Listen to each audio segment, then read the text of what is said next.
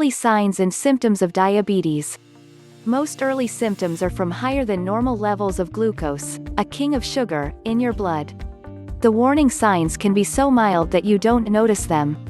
That's especially true of type 2 diabetes. Some people don't find out they have it until they get problems from long-term damage caused by the disease. With type 1 diabetes, the symptoms usually happen quickly, in a matter of days or a few weeks. They're much more severe, too. Early signs of diabetes. Both types of diabetes have some of the same warning signs. Hunger and fatigue. Your body converts the food you eat into glucose that your cells use for energy. But your cells need insulin to take in glucose. If your body doesn't make enough or any insulin, or if your cells resist the insulin your body makes, the glucose can't get into them and you have no energy. This can make you hungrier and more tired than usual. Peeing more often and being thirstier.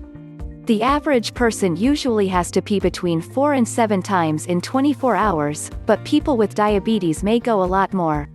Why? Normally, your body reabsorbs glucose as it passes through your kidneys. But when diabetes pushes your blood sugar up, your kidneys may not be able to bring it all back in. This causes the body to make more urine, and that takes fluids. The result, you'll have to go more often. You might pee out more, too. Because you're peeing so much, you can get very thirsty. When you drink more, you'll also pee more. Dry mouth and itchy skin. Because your body is using fluids to make pee, there's less moisture for other things. You could get dehydrated, and your mouth may feel dry. Dry skin can make you itchy. Blurred vision. Changing fluid levels in your body could make the lenses in your eyes swell up. They change shape and can't focus. Symptoms of type 2 diabetes. These tend to show up after your glucose has been high for a long time. Yeast infections. Both men and women with diabetes can get these. Yeast feeds on glucose, so having plenty around makes it thrive. Infections can grow in any warm, moist fold of skin, including between fingers and toes, under breasts, in or around sex organs, slow-healing sores or cuts. Over time, high blood sugar can affect your blood flow and cause nerve damage that makes it hard for your body to heal wounds. Pain or numbness in your feet or legs. This is another result of nerve damage. Symptoms of type 1 diabetes. You might notice unplanned weight loss. If your body can't get energy from your food, it will start burning muscle and fat for energy instead. You may lose weight even though you haven't changed how you eat. Nausea and vomiting. When your body resorts to burning fat, it makes ketones. These can build up in your blood to dangerous levels, a possibly life-threatening condition called diabetic ketoacidosis. Ketones can make you feel sick to your stomach. Symptoms of gestational diabetes. High blood sugar during pregnancy usually has no symptoms. You might feel a little thirstier than normal or have to pee more often. Warning signs of diabetes complications. Signs of type 2 diabetes complications may include slow-healing sores or cuts, itchy skin, usually around the vaginal or groin area, frequent yeast infections, recent weight gain, velvety, dark skin, changes of the neck, armpit, and groin, called acanthosis nigricans, numbness and tingling of the hands and feet, decreased vision, impotence or erectile dysfunction, hypoglycemia. Hypoglycemia, or low blood sugar, happens when the level of sugar or glucose in your blood drops too low to fuel the body. You might feel shaky, nervous or anxious, sweaty, chilly, or clammy, cranky or impatient, confused, lightheaded or dizzy, hungry, sleepy, weak, tingly or numb in your lips, tongue, or cheeks. You might notice fast heartbeat, pale skin, blurred vision, headache, nightmares or crying when you sleep, coordination problems, seizures. Hyperglycemia. Hyperglycemia, or high blood sugar, causes many of the warning signs of diabetes listed above, including heavy thirst, blurry vision, peeing a lot more, hunger, numb or tingling feet, fatigue, sugar in your urine, weight loss, vaginal and skin infections, slow healing cuts and sores, blood glucose over 180 mg per deciliter, milligram per deciliter, diabetic coma. Its official name is hyperosmolar hyperglycemic nonketotic syndrome, HHNS. This serious complication can lead to diabetic coma and even death with either type of diabetes, though it's more common in type 2. It happens when your blood sugar gets too high and your body gets severely dehydrated.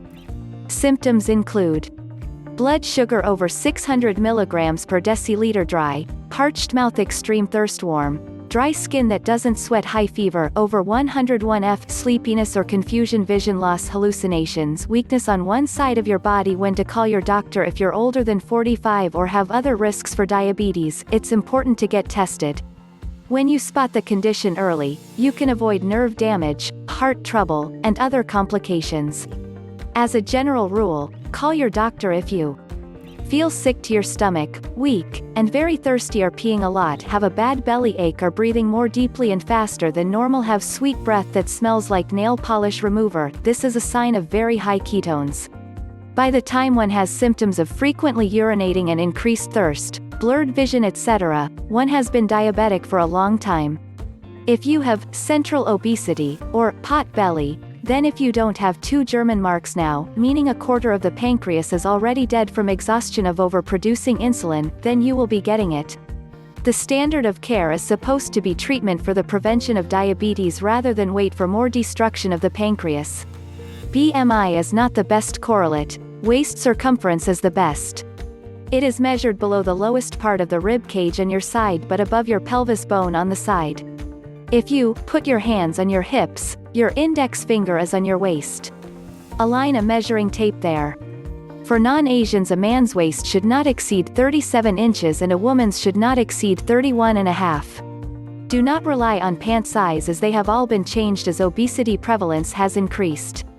If the waist is greater, a pot belly, then there is an excess of white fat being stored there. This means your liver is full of fat, fatty liver. This only occurs in insulin resistance. Look it up in Wikipedia. Simply overeating in those without insulin resistance causes brown fat to be deposited in the bum, creating a pear-shaped body. Insulin resistance is apple-shaped. People with this shape should have a glucose tolerance test, as this test is a challenge to the pancreas to see if it can make enough insulin to bring the level of sugar in the blood in a timely fashion.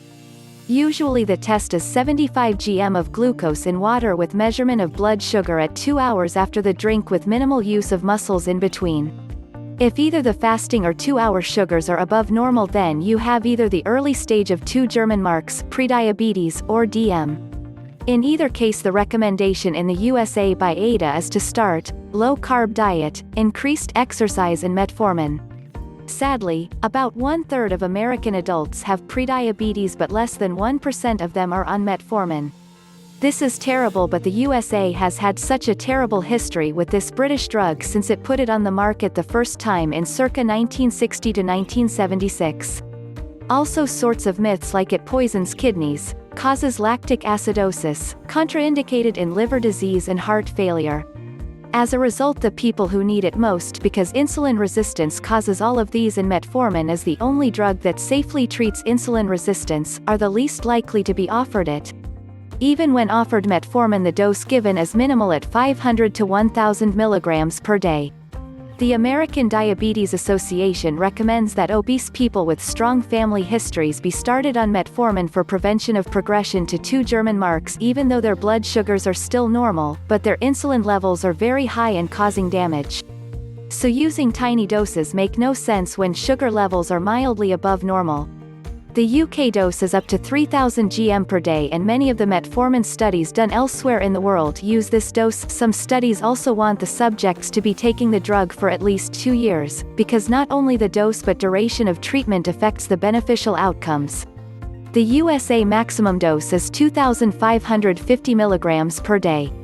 I titrate the dose up slowly over months to avoid gastrointestinal side effects to at least 2000 mg per day for pre-diabetes.